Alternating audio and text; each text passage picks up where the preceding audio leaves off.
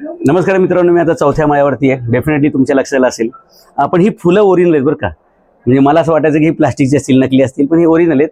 आता विषय असा आहे की ज्या माणसाने पालिकेवरती 22,000 कोटीचं कर्ज केलं, जे 6,000 कोटीचं सरप्लस होतं बरं का, असेट्स होत्या, इन्व्हेस्टमेंट होत्या, त्या सगळ्या फुकून टाकल्या आणि पालिकेवर 22,000 कोटीचं कर्ज केलं असल्या कामांमुळे. आणि आता त्यांची पाठी निघलेली आहे, आता त्यांची हुसकावणी झालेली, इथून हकालपट्टी झालेली आहे. पण 22,000 कोटीचं ज्या माणसाने पालिका लुटून खाल्ली, त्या माणसाचा काल नागरी सत्कार होता.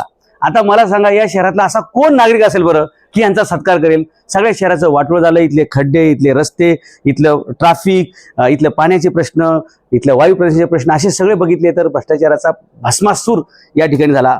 मग काल नागरी सत्कार कुणी केला तर त्याच्या फुटेज तुम्हाला आम्ही दाखवू, वेगळ्या चॅनलवरती ते आहेत.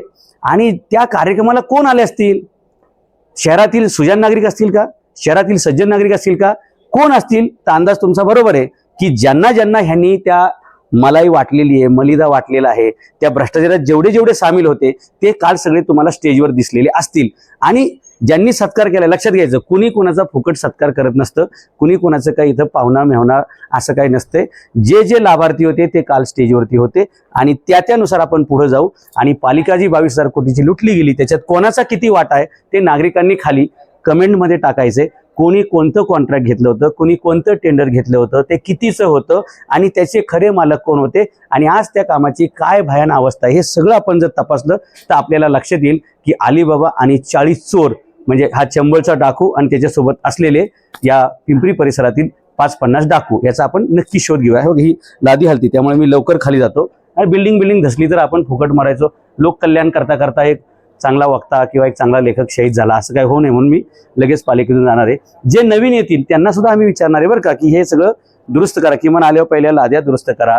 आणि जे 22,000 कोटीचं कर्ज झालंय ते कशामुळे झाले त्याची चौकशी नवीन आयुक्तांनी केली पाहिजे. अशा प्रकारचे आम्ही नवीन आयुक्तांना मागणी करणार आहोत आणि आयुक्तांनी नव्या त्या सगळ्याचा शोध घेऊन कारवाई करायची आहे. नाहीतर आम्ही त्यांच्यासुद्धा मागे आहोत, कारण हे शहर वाचलं पाहिजे आणि इथल्या नागरिकांना जगण्यासारखं शहर मिळालं पाहिजे. रस्ता असेल, पाणी असेल, कचऱ्याचे प्रश्न असतील, वायू प्रश्न असेल, हे सगळंचे सगळं हे प्रश्न नीट हाताळले जायला पाहिजेत. काल हे म्हणे की इथं आल्यावर मला कळलं की राजकारणी लोक कसे हाताळायचे असतात. अहो साहेब, तुम्ही राजकारणी हाताळण्यासाठी नव्हते, तुम्ही या शहराचे प्रश्न हाताळण्यासाठी होते. त्यामुळे कमेंटमध्ये लोक सांगतीलच त्यांनी काय काय कसं कसं हाताळलेलं आहे. थँक्यू.